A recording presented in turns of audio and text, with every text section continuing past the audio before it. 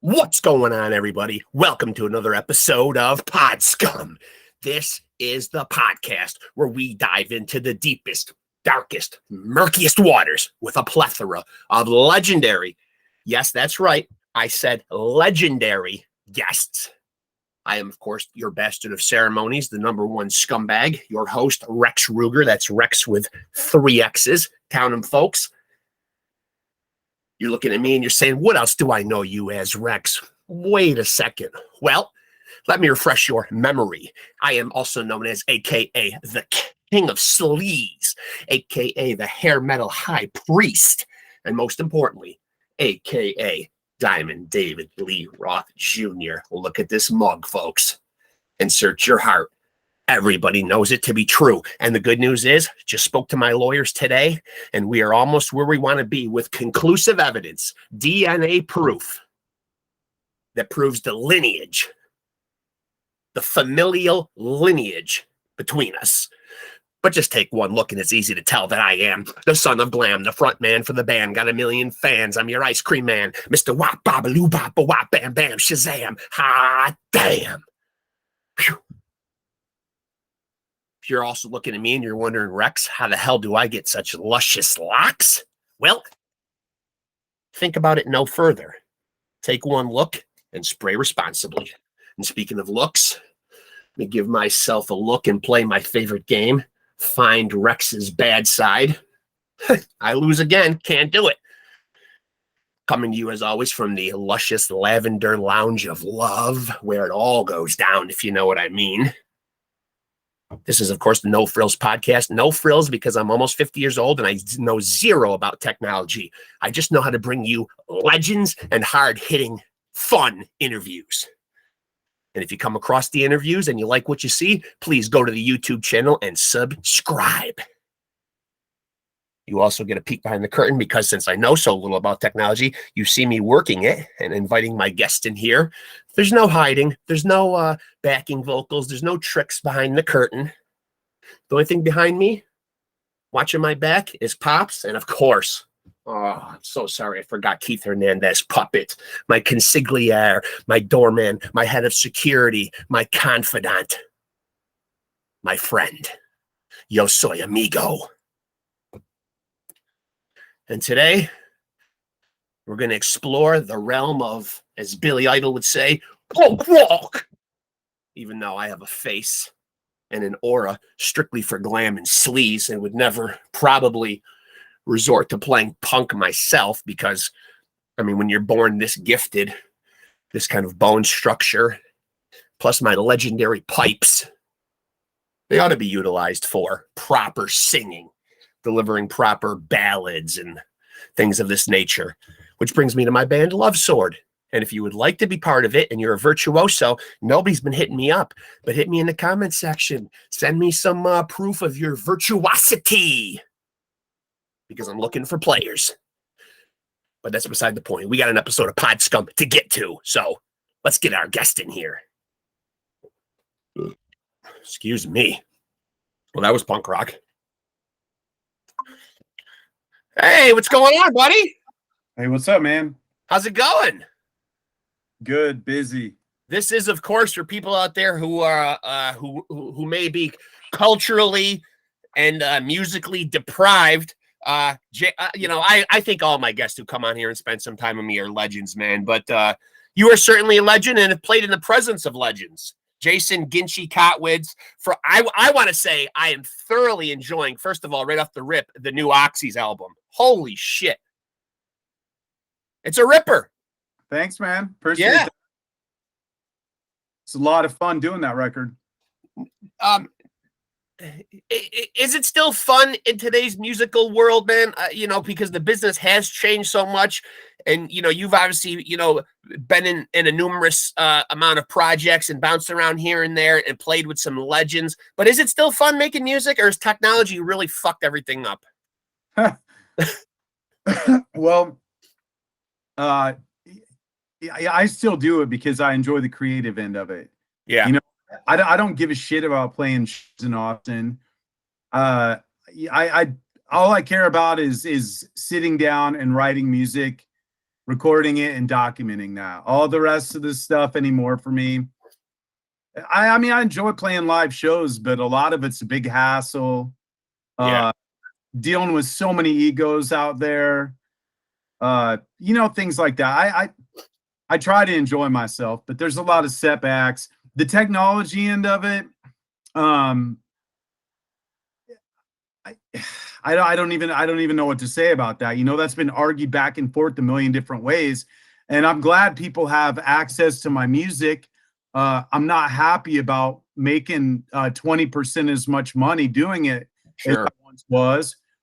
In some ways it's great, but for me, when I grew up, all the things that I enjoyed about collecting music and listening to music, you know, those are of a bygone era. So yeah, I feel you on that. Maybe I'm just getting old and grumpy. I don't know. No, I'm pushing 50 years old in January too, and I think the exact same way. I hate seeing like the death of the physical product, and I've talked about it probably ad nauseum on here on various episodes about how much I used to just love opening up a product and poring over the artwork and the lyrics and the thank yous and all that kind of stuff. Man, you would just pour over that. You'd study it like a Bible.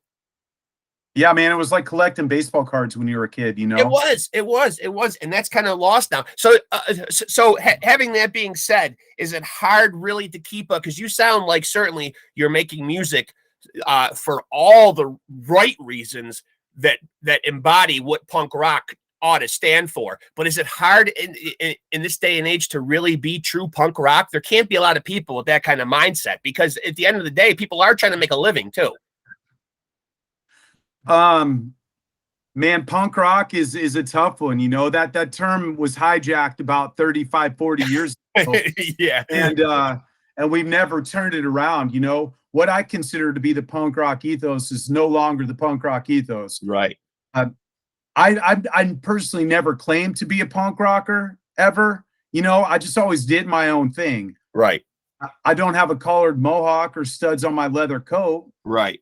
Don't really I guess fit in today's sense of punk rock, but I know I certainly do whatever the fuck I want when I want to do it for the most part, and I do it how I want to do it.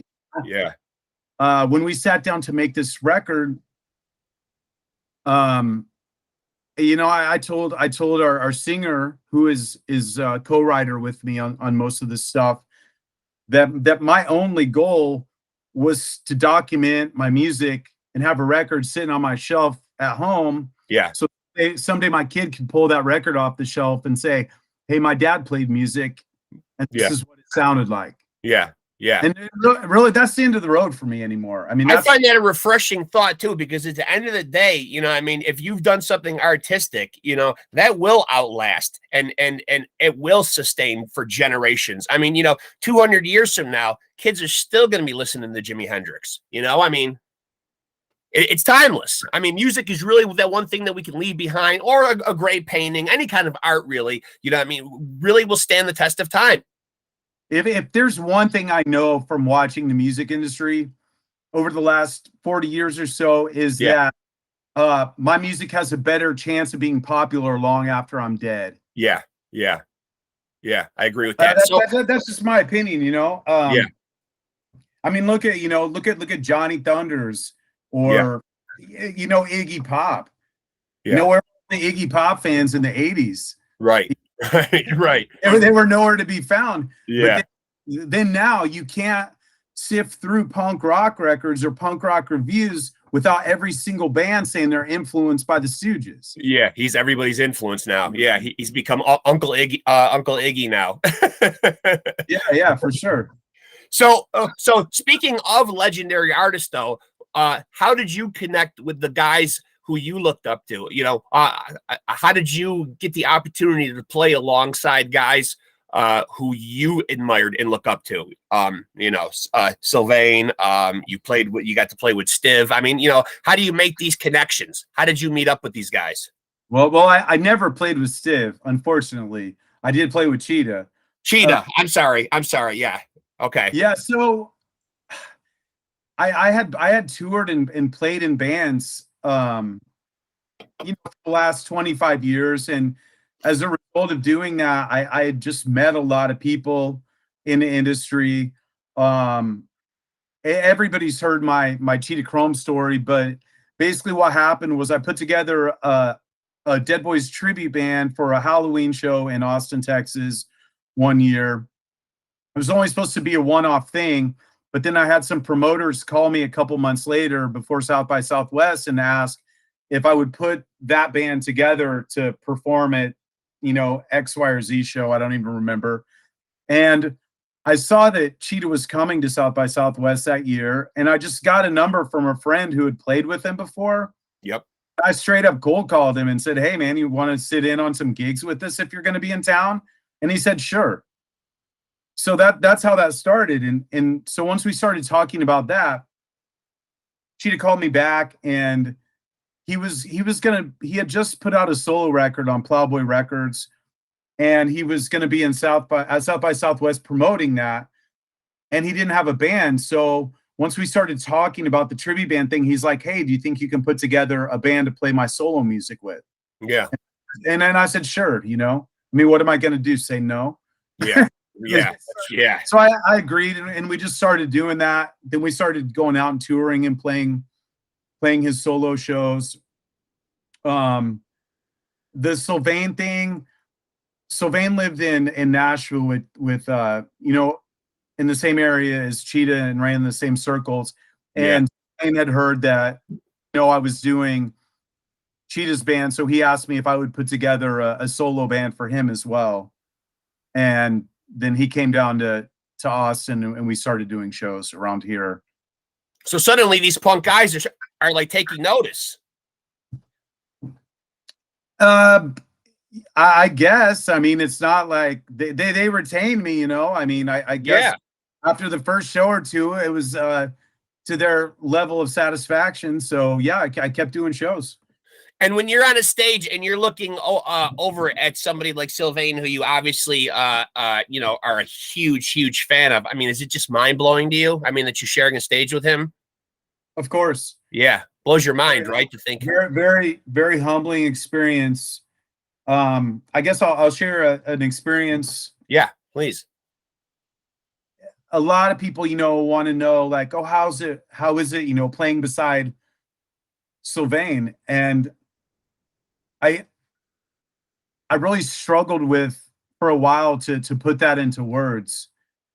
But then we were playing somewhere at some point, and the way the Sylvain show used to work is he had hand signals for us. Okay. He would usually play the first, you know, two choruses of a song, and then it'd turn into the Sylvain show where he would direct traffic and guitar solo. He may dance around for a while. He may have us bring it down so he can tell his story. Yeah. The one thing about that guy is he could be doing anything. And the minute that he pulled his guitar from behind his back and hit a note, even if he wasn't looking at the fretboard, it was always the right fucking note. Yeah. It would. And the only person I had really seen do that in a live setting was Prince. Oh, my all-time favorite artist, buddy. You're speaking my language right there. I mean, you know, as much as I love my rock, my metal, my punk, my hard rock, all that kind of stuff, Prince has always been like just a cut above everybody else for me. Yeah, man, and he was like that. I saw a couple nights in Oakland, you know, before he passed. He did a 3-night stand out there, and I saw a couple of those shows. And that's the one thing that got me about him is this guy can hit any note on his fucking guitar and it's the right note every time. Like, he had this like magic ability to do. I get that. He would pull the rabbit out of the hat every single time without fail. And that's exactly how Sylvain was. Yeah. You start to look at these guys as almost like otherworldly, almost. Yeah, it was just incredible. Like, Sylvain was, I mean, he was the real deal, man. Like, was a rock star. Like, when I would play with him, he was so commanding on stage. Yeah. And there wasn't a show that ever went by where I wasn't just completely floored by his performance. And there's nothing more pure than listening to you describe that experience, though. You know, because I think no matter what level you get to in your career, it's always refreshing whether people are like in an elite level selling out stadiums or they're still playing clubs. That admiration and love that they have, you know, for their influences and for the people that really impacted them. You know what I mean? Like when you hear someone describe that, you know, you can just tell the indelible mark it's made on you. You know what I mean? His playing. Bro, without a doubt, you know, they're all everybody's fans at the end of the day, you know. Yeah, I mean, I guess I'm a huge Johnny Thunders fan. I mean, you see my guitar. I play the same guitar that guy plays. I play the Gibson double cut and everything. I'm a huge Thunders fan. And the first time I met Sylvain in person, we went out to Lucy's Fried Chicken here to grab a bite in Austin. And we got back in the car, and he looked down, and I have Thunder's guitar tattooed on my arm, on the top of my arm, and oh, so you're a big Johnny fan, yeah? And I'm like, yeah, I'm a huge Johnny fan. He's like, that's cool. I taught him how to play guitar. Wow. And I was just like, yeah, mind blowing. I mean, that resonated in my head for days, you know? Yeah, right. And like you're seeing like where the torch started and how the whole path of it being passed along. Yeah, and you know, you speak of my influences and stuff. What was really interesting for me is, you know, the New York Dolls were a forefather of that style. Yeah, no doubt. And you know, it was always great for me to sit down when I would talk with Sylvain and be like, you know, like I would ask him, I'm like, who are you looking up to? Right. When you were doing the New York Dolls, like, who was your go-to? Like, do you remember who he said? Oh yeah, Velvet Underground. Yeah. Velvet That's probably who I would have guessed. Yeah, man, all those dudes back then, Velvet Underground. Yeah. And we would do Velvet Underground covers during Sylvain's set. Yeah. And he would play it like it's the first time he ever heard the song, you know? You could tell his eyes would just light up like a kid whenever we would start playing that song. You know, it took him back to a real special place in his life. Yeah. And I think that's the beautiful thing about music. And I've said that on here before. It's true magic is when it can like transport you back to a place in time or transport you to, oh, I remember where I was that summer, or I remember where I was when I heard that song. You know, I think good music, that's why it remains so timeless, because it does have that ability to, you know, people say there's no such thing as a time machine. Bullshit. Songs are like time machines, though, in my mind, you know? Yeah, no, I agree. I mean, they take you right back to that moment. So, okay, so you mentioned Thunders. Are there any other guys as a guitar player, you know, not to tread over the same old influence question, but, you know, who are the guys out there that make you stop and sit up like when they play and say, oh, I fucking love that guy's playing? Doesn't even got to be a punk rock guitarist, just guys that you just love to hear play guitar. Well, I honestly, like, most of my favorite guitar players are not punk rock guitar players. Yeah. So at a very early age, I was exposed to Kiss. Oh yeah. You know, when I was 4 or 5, I was Kiss, and I have pictures of myself and my younger siblings dressed like Kiss when we were 4 or 5 and 6 years old. So the first 2 records I remember getting as a kid were I got Ace Frehley's solo album and I got Kiss Double Platinum. Yeah. So for me, you know, Ace Frehley was really where it all started for me. You know, other guitar players, I love Michael Schenker from UFO. Yeah. Oh, is a huge one. Yeah. I love his licks. They're amazing. You know, I take a lot of shit for saying it, but I also grew up listening to a lot of Ted Nugent. Oh, come on, man. Shit. Jesus, man. He's a guitar god. I mean, you know, in my mind, as far as hard rock goes, he makes a strong case for being on the Mount Rushmore. I mean, he's certainly right there with any of the best from that era. Yeah, Nugent's one of my favorite guitar players. As far as his licks, his playing ability. Yeah. I love that guy. You know, Tony Iommi, I guess when I was young, I listened to Sabbath. Yeah. The AC/DC, you know, so Malcolm and Angus, of course, were huge for me. Yeah. KK Downing and Glenn Tipton were big for me. I mean, I grew up at that time. Yeah, Priest was really my first introduction into metal too. I'll always be a little bit indebted to Priest. You know, when I first think of getting into hard rock and metal, you know, that first voice I hear is Halford's. You know, that first music I hear is KK and Glenn. You know, I mean, Judas Priest opened the doors for me personally. Yeah. So, like I said, I was at a real young age when I got into music, like super young, and so I was listening to that stuff, you know, in the late 70s, early 80s, before the whole hard rock hair metal thing kind of came into play. Like that whole Van Halen Scorpions thing was coming into play. Yeah. After I'd already started listening to music. So I was listening to a lot of the 70s classics. My parents would play the Beach Boys, Elvis Presley, things like that. So, but that's great parenting, though, that you grew up in that rich of a cultural, you know, that culturally rich of a household. So something really interesting. I harken back to when Metallica got inducted into the Hall of Fame. And when it was Lars's turn to get up to the podium and speak, he thanked his father specifically for raising him in a house where music of different genres was always playing, where he was exposed to jazz and he was exposed to hard rock, you know what I mean, and all this kind of stuff. And he thanked him specifically just for that, just for opening up all those doors for him creatively. Yeah, that was my mother for me. Yeah. My father would play music too, but my mom.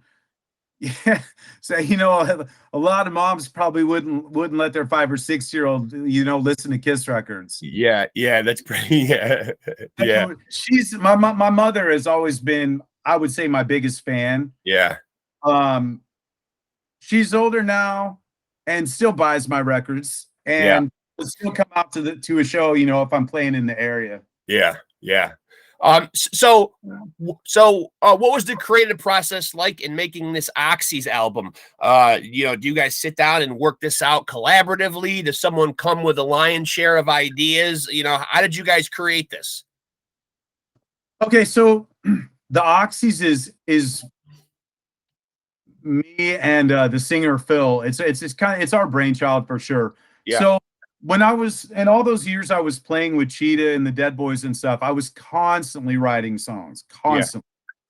Yeah. If I was home from tour, I was writing songs. A lot of the time I take my computer out on the road and I was writing in hotel rooms and stuff, but I had just amassed a truckload of demos. I probably, at the time I approached Phil, I probably had 90, 100 songs just sitting there. Is that normal for you, or do you think you wrote more because of the pandemic? Well, those songs were before the pandemic. Okay, before. So did you really even like up the creativity when you're kind of bogged down in the pandemic? Absolutely. Cranking them out. Just yeah. So anyway, before the pandemic, you know, we stopped doing the Dead Boys touring.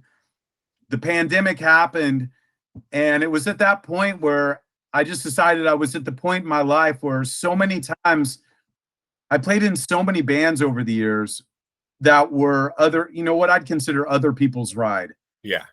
And I had the privilege of being on those rides, and it was great, but I hadn't really done my own band where I was the main creative figure since the 90s. So I had all this material, and people were always asking me, they're like, "Oh, you play with so-and-so, you play with so-and-so, you know, what do you sound like when you're not playing with them?" You know? So I decided to go with that. I'm like, well, it's my time, and I'm going to show people, you know, what kind of music I do, what I sound like. Yeah, right on.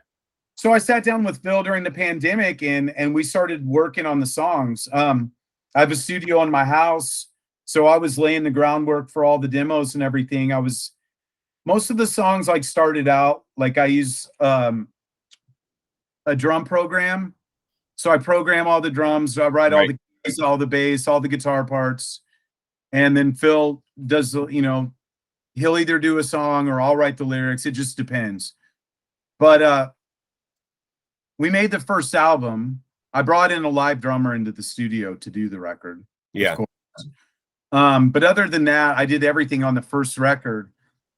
I think our bass player did a couple of the bass lines on that song, maybe. But it's really all the singer and my brainchild. You know, those are our songs. But I will say, I do love the fact, though, that you did let the bass player shine, because that really epitomizes punk rock. You can really hear those bass lines. They really stand out. Everything just sounds so great in the mix where, you know, the one thing isn't drowning out the other. You know, it's a very well-mixed album. And I think what always drives punk music, you know, all the instruments have their place, but when you hear those good, you know, unmistakable, strong, thumping bass lines, that's punk rock for sure. So that's an interesting point you bring up. As far as bass guitar, I personally feel like the bass is by far the most underrated instrument in the band. Yeah. And I love writing bass. I wrote the bass lines on that album, and Yeah. I love to write bass lines because the way a bass line can transform a song into something else at any time, Yeah, is my favorite thing to do. I love to utilize the bass to change the song and make it twist and turn. pivotal instrument. I mean, you think about how badly I hate to criticize them because they're one of my all-time favorite bands and they've influenced everybody. But Metallica, you know, for as smart as James and Lars are, why you would want to take Jason out of the mix of And Justice for All is just fucking crazy. That's such a kick-ass album, and if they would have really let Jason do his thing a la the way he used to on those old Flotsam and Jetsam albums, man, that would have been an even more kick-ass album. I think there's a version floating around on YouTube you can find where somebody inserted the bass lines into it. There are. I love it. I love it. I've seen like 10-year-old kids on YouTube playing bass over that album. And it's important. It's important, and that's one of those big missteps in Metallica's career that they you know that they've been criticized for, and rightfully so. They should be. Shame on them. Yeah, I saw an interview with the engineer who did that And Justice for All album. Yeah. I get it. They were hazing Jason. They were going through a tough time. They didn't really know how to mourn the loss of Cliff. You know, they still weren't very mature as far as still being very young men or whatever, man. But they did themselves a huge disservice because that's really the album that introduced me to them, and a criminally underrated album. I mean, it's always going to get overshadowed you know, when you're putting it up there alongside the Ride the Lightnings and the Master of Puppets. But I mean, And Justice for All is a fucking ripper. And I just think, man, if they would have had those bass lines in there, you know, right from the gate, I think you'd be talking about that as the greatest Metallica album. The engineer on that album blames Lars for having him turn that down and mix the kick drums higher. But the engineer said he was at the Rock and Roll Hall of Fame induction when Metallica was on there, and he said Lars walked by him backstage and like reached out to shake his hand. He went to shake his hand, and Lars leaned over and said, "There is bass on And Justice for All, right?" And like walked away, and the engineer said he wanted to murder him because it was Lars's doing to have. He kept notching that bass down and notching it down to where it was non-existent. I don't know if it was just like a pissing to mark their territory. Like, okay, Jason, you're in the band now, but make no mistake, you know, James and I run this band. Our sound is going to be prevalent in the mix. I don't know, like what, because you know, obviously there's a lot of ripping solos on there from Kirk, so you know they didn't seclude him from the final mix. But I mean, to not have Jason, you know, front and center on some of those songs is just criminal, because, you know, that was back when Metallica was ripping through 6, 7, 8-minute songs too, where a bass line could have really carried those songs along. You know what I mean? Like when you think of like rollicking bass in like you know, in like a Run to the Hills or something, you know, it's a long Iron Maiden song, and that just kind of propels it along. It's almost like the bass is that instrument in the band, you know, that throws everybody else on its back, you know what I mean, in certain parts of the songs, and just says, I'll carry us, you know? Yeah. It has that ability. It's funny you ask about my favorite guitar players. I actually, with my friends, I always like to talk about my favorite bass players. You know, fuck it. Talk about them. Who are your favorite not bass as players? many people talk about bass players as they do. But, you know, like I was saying about the ability to change an entire song, or to write a song around a bass line. Like my favorite bass player is definitely Entwistle from The Who. Yeah. One of my favorites. John Paul Jones, another. Those rhythm sections, Keith Moon and Entwistle and Bonham. Monstrous. I mean, just unbelievable. Fuck. Yeah. One that catches people by surprise when I talk about it is Jane's Addiction. Fuck yeah. I mean, Eric Avery back in the day. Fuck. You know, that was when they were at their Eric best. Avery is one of my favorite bass players. I'm a huge Jane's Addiction fan. Always have You been. know. Yeah, And me that too. rhythm section with, Jane's Addiction to me is like they're the Led Zeppelin of my time, because you take those members out of that band and it's not the same band. You know what I mean? It was chemistry with the four of those guys was incredible. Yeah. But that rhythm section, a lot of the James songs revolve around the bass lines. Big time. Yeah. So Eric Avery's huge on that. And Stephen Perkins drumming with him is just, I mean, that shit live just absolutely blew me away. Criminally underrated. Yeah. Criminally underrated. Sure. So at this stage of your life, and I don't know what you have going on personally, but how often or how long of a period of time are you able to get out and tour? If you do any touring for this, is live shows part of the plan? Yeah, live shows are in the mix for the Oxys. Because it's a new band, we dropped our new record. I mean, right now we're really building our name so we can get out there. Yeah. Our publicist is wonderful. She's been doing a lot of hard work, and we've gotten some really good press. We have some really good press coming down the pipeline right now. Our second record's already done. It's recorded and mastered. The singer was just over today, and we finalized our third record. So, and are you guys all in the same area, all working out of the same state? Yes, we're all in Austin. All in Austin. Okay, that's a good music town too. Yeah, so we're all in Austin. We finalized our third record today, though. All the songs are written for that one. So, I mean, all we're gonna do now is just keep pumping out music, playing live shows, and having fun. So what is the schedule like, though? Like where everybody is at different parts of their personal life? Are you guys able to go out and do weeks and months at a time, or do you kind of got to go out and do a couple dates and kind of pick and choose your dates here and there? Do you guys have that kind of freedom in your personal lives or professional lives to be able to go out for long tours? Is music like the only focus, or the guys in the band have day jobs, et cetera, et cetera? Everybody in this band is positioned to do that. Yeah. That's good. A lot of guys don't have that luxury nowadays. I talk to a lot of musicians on here, and even ones that I guess I in a naive way probably thought would be better off than they are and able to just to sustain off of music are not able to. So that's a nice advantage to have. Yeah. I mean, when I work here in Austin, and people always ask me, what do you do? It's like, I do a lot of audio video work for the various companies around town, and I'm an independent contractor, so I can take work when I want it. I can take off when I want it. It's and then that's kind of how everyone is. I mean, some of the other guys do work jobs, but they're jobs where if we want to tour, they can get time off to do them. Are you guys on a label or interested in getting onto a label, or does that not even matter anymore at this stage of the game in the business? Okay, so Deadbeat Records out of Cleveland put out our first record. Okay. The second one is being shopped.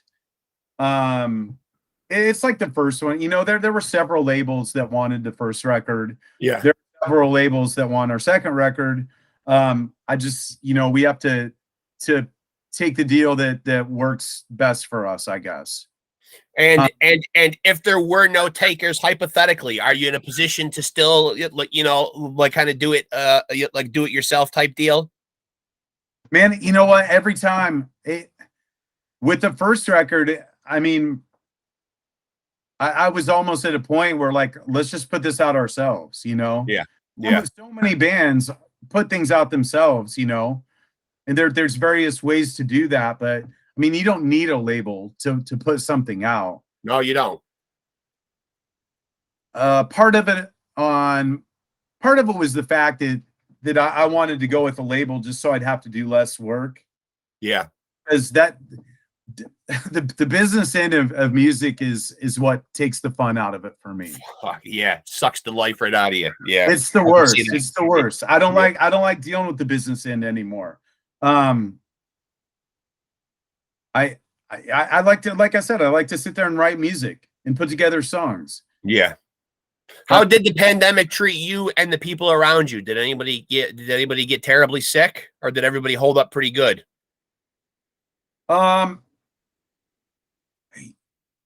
Immediately around me, everyone held up pretty good. Yeah. No one got terribly sick. I had COVID 3 times. Yeah, I had a couple times. And 2 of those were super mild, and one of them was pretty heavy duty. Yeah. Kicks your ass. Yeah. Yeah. I mean, I was in bed for 10 days for sure. Yeah. Hallucinating, thinking I was losing my mind. Fuck, I know. I work right in the trenches every day because my day job is in healthcare as a nurse. So you know, it's kind of tough. I'm what's deemed, you know, the cliched essential worker term. So off the work for me still, despite all that stuff, you know. Wow, I bet that was wild working at the medical facility. Wow. You know what? I've just gotten to the point where now, you know, I'm thinking that we're never going to go back on the mask thing. It's almost just going to be, I think, part of the uniform going forward. You know, I don't see a world without these masks, at least for a good long time. Right. You know, in these facilities and with visitors coming into the facilities, and especially in a nursing home setting, in like which I work in, you know, you do get people coming in from the outside to visit their loved ones. So, you know, you don't know what anybody's bringing in there. So the masks are mandatory. You know, Right. I mean, staff got to wear them. The people coming in have to wear them. You know, I don't know. It just seems like it's going to be the world for the foreseeable future, at least. I don't know. So I want to ask you this.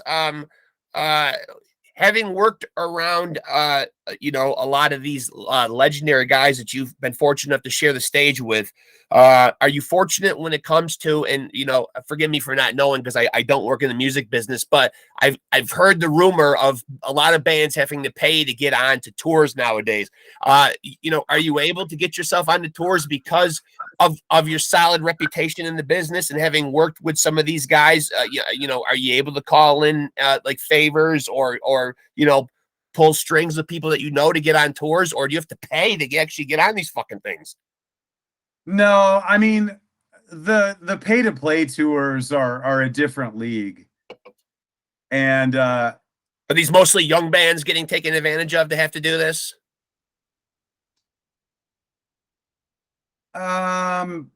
Yeah, a lot of the pay to, Jeez, well, that seems like it sucks. I don't know if I would say that, but if it's all young kids, you know, I knew a band who paid to get on the Motley Crue tour, and that didn't end too well for them.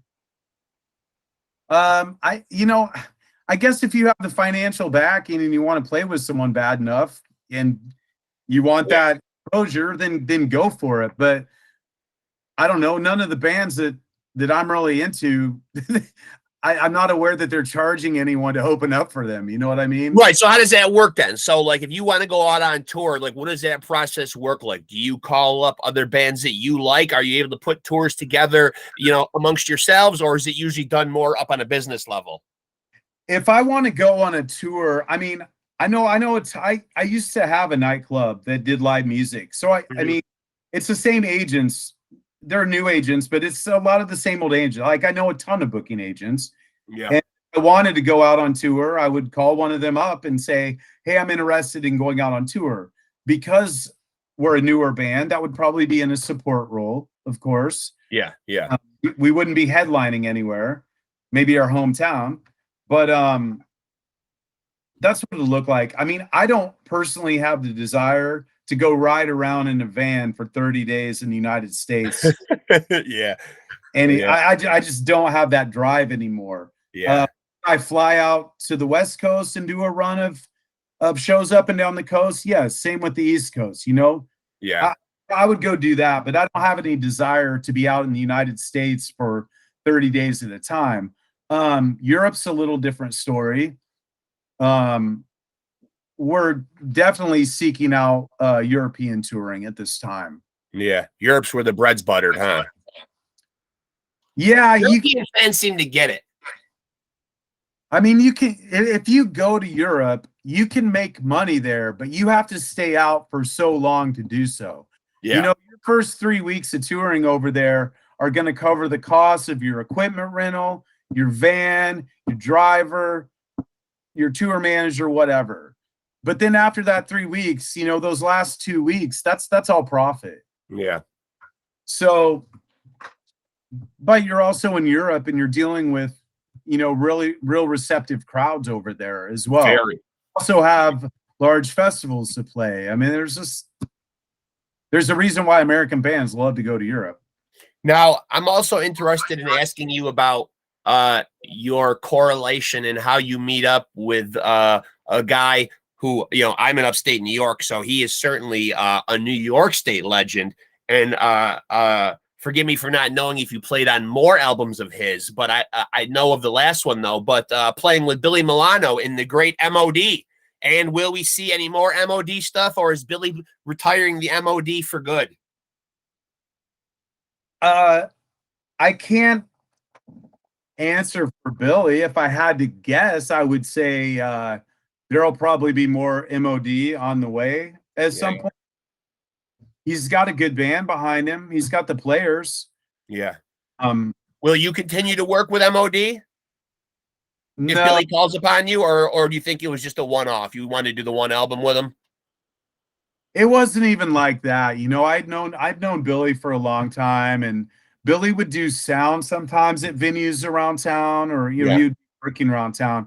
And you know, that came to be because I'm in a band called BULEMICS, and BULEMICS would play. Billy would come out to the shows, and he just approached me at some point and said, "Hey, you know, are you interested in working with M.O.D.?" And I straight up told him, I'm like, I'd say it's not really my bag. I'm not a metal player. It's not my style at all. Right. Like, no. He's like, I just want you to do what you do with the BULEMICS, you know, just straight up like rock and roll playing. Yeah. So I did the M.O.D. record with him. I never did any live shows with M.O.D. It was just the record, but it was weird. Like I would write solos and bring him in, and Billy would literally say to me, "Hey, why don't you try something more along the lines of Ace Frehley here?" Yeah. And I would be like, "Yeah, sure, I can do that." I was just a little taken back because the players that traditionally do the M.O.D. albums, you know, that's not their right tips really. Right. So you don't foresee any future endeavors with M.O.D.? No. That was really a one-time thing. Me helping Billy out with the record. I don't know what happened with that record. I know he had a lineup, and he went out to California, recorded the record, came back, and fired the entire band. I mean, shocker, right? And he's in it. Yeah. It does seem like in the pantheon of bands that have been notorious for having lots of members, you know, when you look at an M.O.D. Wikipedia page, there's certainly certainly a laundry list of ex-members. yeah. I don't think Billy would want to, you know, revisit that place. And I think he knows, you know, he wants a metal player. Yeah. And I don't know. I had fun doing it, and I like Billy. He was fun it's fun to work with. He's a good guy. Is the Oxys your main focus right now, though? Are you one of these kind of guys who likes to stay busy and dip your toe into a lot of different bands, or are you one of the kind of guys that like puts all your focus into one band at a time? Like, is Oxys your main focus right now? Yeah, it is. Given the fact that it's pretty much my band. It's you know, my brainchild. Yes, it's my focus, and I'm really happiest doing that, you know. Yeah. I've been in multiple bands my whole life and stuff, but for right now, you know, I got my hands full with the Oxys. Yeah. And I'm just continually trying to push out music and write music. So anything else for me would be a distraction at this point. Is there a right answer right now in terms of how to release music? You know, obviously you kind of got to go with the streaming platforms and the Apple Musics and the Spotify's. But in terms of how you dole it out to the consumer, you know, i.e. some bands are still putting out, you know, full LPs. Some are going the EP route. Some are just hitting you with singles every couple of weeks, every month or every 6 weeks. How will you continue to release music? I mean, you said earlier you're an old school guy. Are you somebody that's going to keep on like releasing albums, or, you know, because it just seems like, you know, and I've talked about this as well on here before, with the attention span of the American public being so short, it just seems like people just don't immerse themselves in the full album experience anymore and listen to your entire 12 songs. It seems like people are kind of like, you know, show me your best song or two, or I'm moving on, you know? Yeah, that's great for them. I love a full album. Don't get me wrong. I'm old school with you, buddy. I'm all for a full album. So with the industry people I work with the Oxys especially, you know, I've been told, hey, single video, single video, single video, single video, single video. And I'm like, I don't know. I'll give you my feelings on that. I think anyone can do that. Anyone can write one good song. Yeah. Deal. Like that doesn't tell me anything. You show me someone who can write 10 good songs and put together a good album. Yeah. That may be a little antiquated, fine, but that's how I roll. It's like so after our second album, you know, our singer talked about it. I'm like, well, maybe we should do the single video thing. We have, you know, we can put together these 6 songs and put out an EP. And I called him 2 days later and I said, you know what? Putting out an EP is just being lazy. Yeah. Not having the confidence that you can put out 10 good songs. I know. And I'm like, if we got 6 good songs, why don't we just put 10 good songs together? Right. Good album from front to back. So yeah, I'm a little antiquated like that. I've heard a couple reviews talk about the Oxys. Some guy put it on and he's like, man, this reminds me of the time I put on Alice Cooper Killers for the first time. Yeah. It's like a good record from front to back, you know? Agreed. And we took our time on that. We took our time to sequence that album. It shows. We had a ton of material, and I don't even think some of the best songs made that record. Yeah. But the songs that were sequenced the best, in my opinion, were on that record. Yeah. And so I guess that's where I'm at. To answer your question, you know, I'll continue doing full records like that. Yeah. And I know it's, like I said, it's old school and it's antiquated, but yeah. To me, it's when I look at other musicians who are successful, you know, I look at their discographies. Yeah. You know, it's like I know guys who have played in a million different popular or big bands. You know, you got those guys out in Hollywood now jumping from one band to the other. Yep. They're like 3rd generation Quiet Rioters or whatever. You know? Yeah.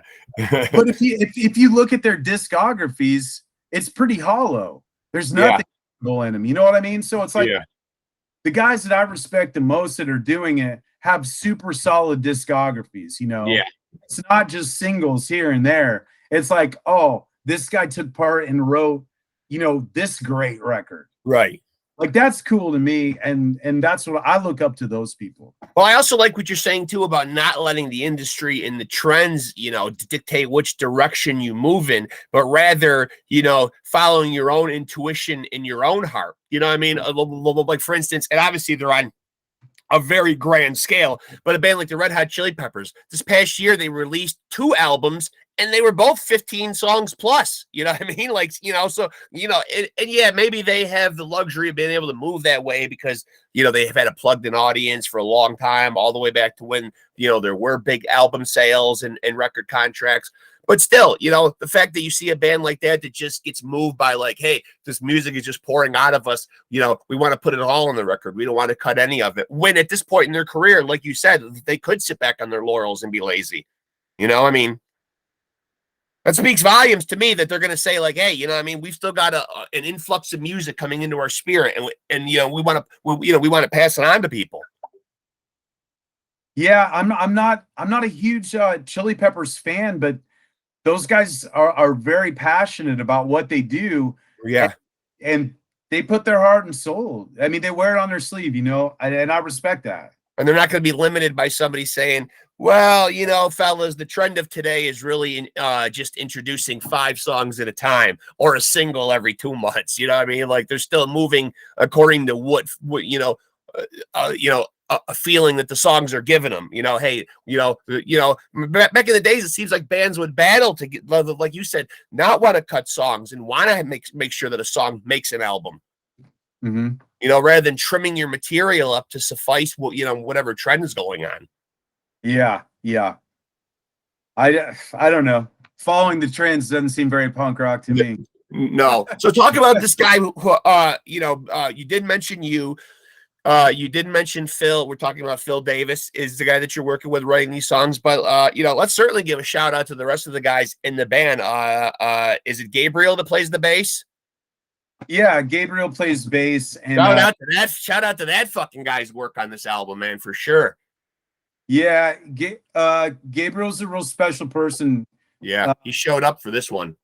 He's a great friend of mine.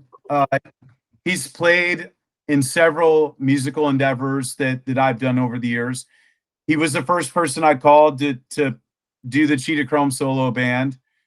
He was the first guy I called to do the SYLVAIN band. Yep. He's one of those guys that he shows up and just does it really well, and has a lot of passion for what he does. Yeah. And who else rounds out the band? Who are the rest of our members here? So Phil sings, and I met Phil. I've told the story before, but I met Phil. There's a thing in Austin called the Punk Rock Lottery. Yep. And a friend of mine runs that. And when I was off tour, he asked me if I want to do it. So what happens is you go in with a bunch of people. Everyone's either a vocalist, guitar player, drummer, whatever. You throw your names in a hat. You draw names. They put together bands that way. You have a month to put together a set. Then you go perform it at one of the local clubs, and it's like a competition. Yep. So I got paired with Phil at this competition, and we were all talking via text before we got together in a room. And it's like, I was like, hey guys, what's up? I got some song ideas. I emailed them all songs. And some of those songs were, the ones I'd worked on. Well, Phil sent me back a demo he did of one of my songs. And I was like, and mind you, I'd worked with several singers on some of my songs and just never really felt like I found anyone that I gelled with, or maybe got what I was going for, whatever it was. Phil sent me back some really good stuff. And I was like, I raised an eyebrow, and I said, well, that's cool. You want to try another one? And I just kept giving him songs. Yeah. And he sending me back good stuff. Then there came a point where we had enough material where I was like, you just want to go ahead and do a couple more and we'll just do a record? Yeah. Yeah, sure. And of course, like I said before, I explained to him I didn't have any other goals other than documenting the music that I had made, right, and putting out a record. So we did that. Well, we get the record done, and then it's like, oh, well, I guess maybe we should put together the rest of the band and we can play some live shows or something, right? Yeah, sure. Well, it wasn't too long after that where we're like having so much fun making music. We just kept rolling. We just kept writing and writing and writing and writing, and we're, piling songs on top of each other.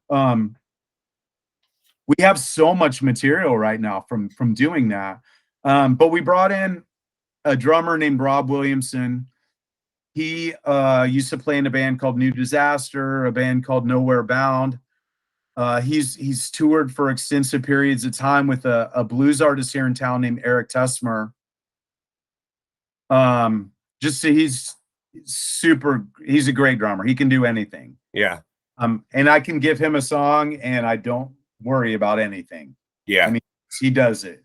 And then to round out that mix, we brought in an old bandmate and a friend of mine, Abel Garcia. His brother is one of the guitar players in the Black Angels. Okay.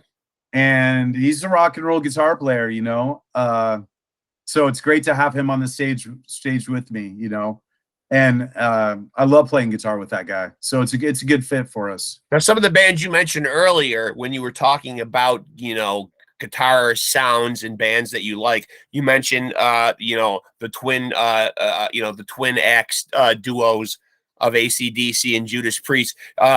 Is that a sound that you like to gear your band towards? Because there are a lot of bands that just go the one guitarist route. Do you like having a second guitarist in a band?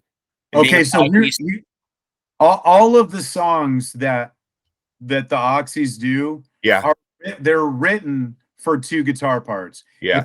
If you pan those speakers, you're gonna hear different parts coming out of both sides, right? Okay.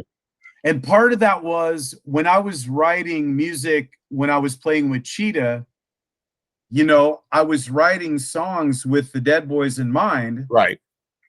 And Jimmy and CHEETAH kind of had that thing going. So that's how I was writing songs at that time, and I had an abundance of them. And I like that. I like that guitar interplay. Yeah, me too.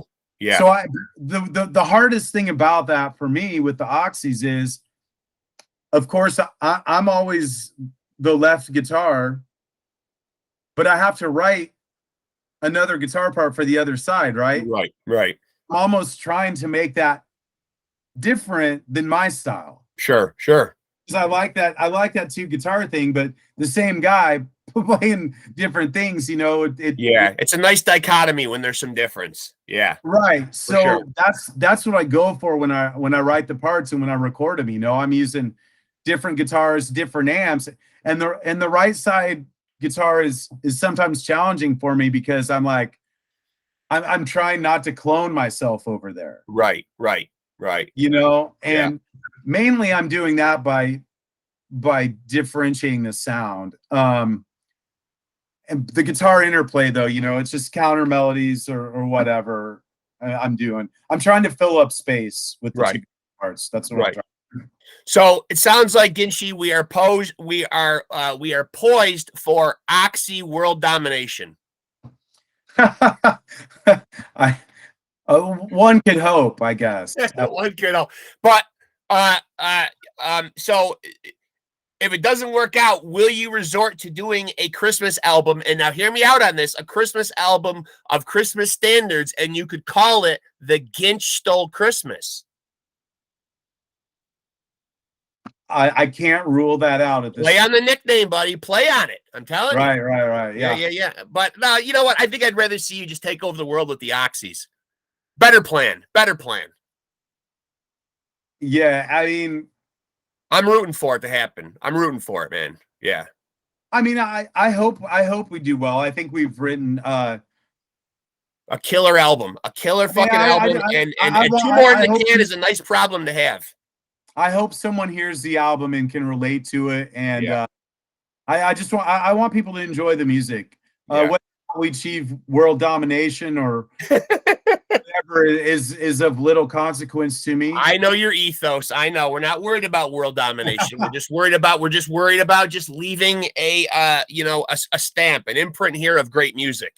And you've certainly done that with this album, man. And hopefully the next two are just as kick-ass. Now, if I could just ask you, just in closing, since you have rubbed elbows and played alongside of the legendary guys that we've mentioned, the best piece of advice that someone's given you or that you could give to somebody, not even just about music, just I'm trying to create a record on here with people that I interview of good pieces of advice.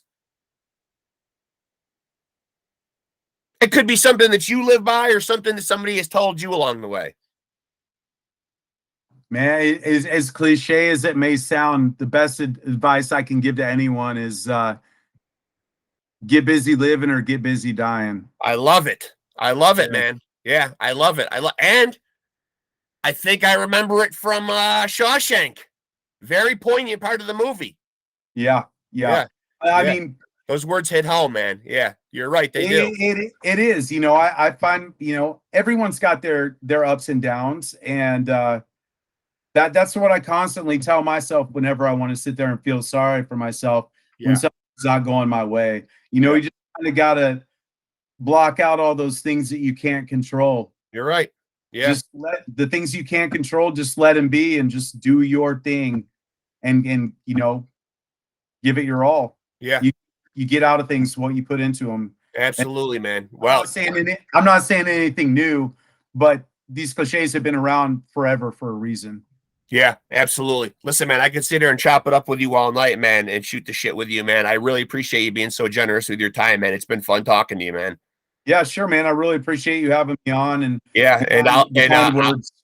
I'll stay in touch with you, man. And you know, you put stuff out, and hopefully we can get on here and we can do it again. And I'll keep in touch, and I'll let you know when I put the episode up, and I'll send you a link to share or whatever, and we'll do it again sometime. Sure, I appreciate it. Yeah, appreciate it, man. Thank you so much, brother. Have a good night.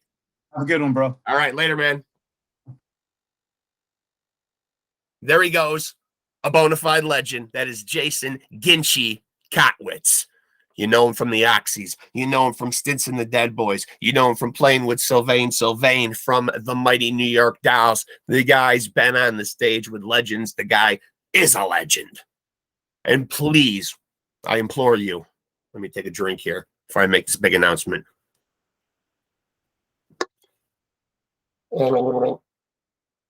I implore you, go out and listen to the Oxys album. That's the Oxys, Oxys, as in the Oxycontins that all the kids are out there, the wacky kids are out there throwing down their gullets nowadays. The Oxys, and what the hell's the name of the album? I want to get it right here because I want to give the Oxys their props. I believe it is, stay with me here, folks, the Oxys. Go and listen to A Date with the Oxys. And believe me, it will be a date that you will not forget. This is a kick-ass album of punk rock classics. Hope you guys enjoyed that episode. And remember to take it easy and keep it sleazy.